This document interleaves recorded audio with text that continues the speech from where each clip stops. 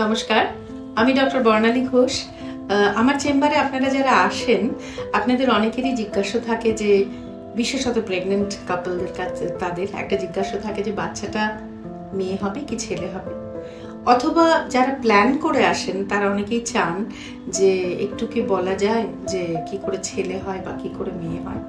তারপর আবার আমাকেই অ্যাসিওর করেন, না না না, আমার তো আগে একটা ছেলে আছে, এবার আমি একটা মেয়ে চাইছি, বা আমার তো আগে একটা মেয়ে আছে, এবার আমি একটা ছেলে চাইছি। মানে বলার উদ্দেশ্য হচ্ছে দুটোই চলবে আর কি, একটা আছে আরেকটা চাই। ইটস জাস্ট লাইক লাল শাড়ি আছে নীল শাড়ি চাই।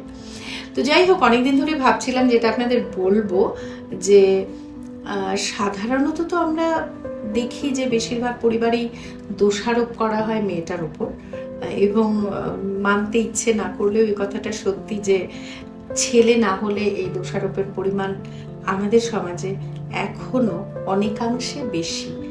উল্টোটা দেখার জন্য বসে থাকি, অপেক্ষা করে চোখ ক্ষয়ে যায়, কিন্তু মেয়ে না হলে দোষারোপ আমি এখনো দেখতে পাই না। যাই হোক, তো এটা আপনাদের জানানোর বিষয় যে কিভাবে বাচ্চাটা মেয়ে বা ছেলে হবে সেটা ডিসাইডেড হয়।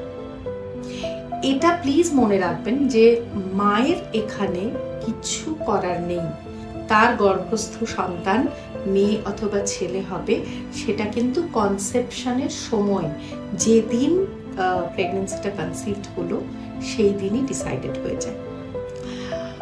মা তো কোনোদিন ছেলে মেয়ের মধ্যে ডিসক্রিমিনেট করতে পারে না, সেই জন্য জেনেটিক ফরমেশন হিসেবে মা মেয়েকে অথবা ছেলেকে এক্স ক্রোমোজোমই দিয়ে থাকে, কারণ তার কাছে দেওয়ার মতো ওয়াই ক্রোমোজোম নেই। সুতরাং মায়ের কাছ থেকে ছেলেও এক্স ক্রোমোজোম পায়, মেয়েও এক্স ক্রোমোজোম পায়।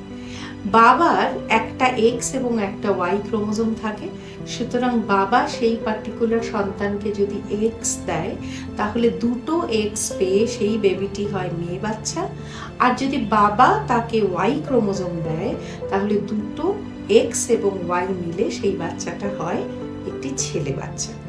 এখানে জেনে রাখা ভালো যে বাবারও এ বিষয়ে কিচ্ছু করার নেই, কারণ এটা ভলান্টারি নয়, এটা ন্যাচারাল সিলেকশন। নেচার সিলেক্ট করে যে কনসেপশনের সময় কোন পার্টিকুলার স্পার্মটা গিয়ে কোন এগটাকে ফার্টিলাইজ করবে এবং সেটা এক্স ক্যারি করবে না ওয়াই ক্যারি করবে।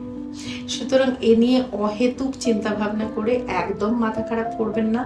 যে সন্তান ভগবান দেয় ভগবানের আশীর্বাদ হিসেবে তাকেই ভালোভাবে মেনে নিতে শিখুন বা অন্যদেরও শেখান।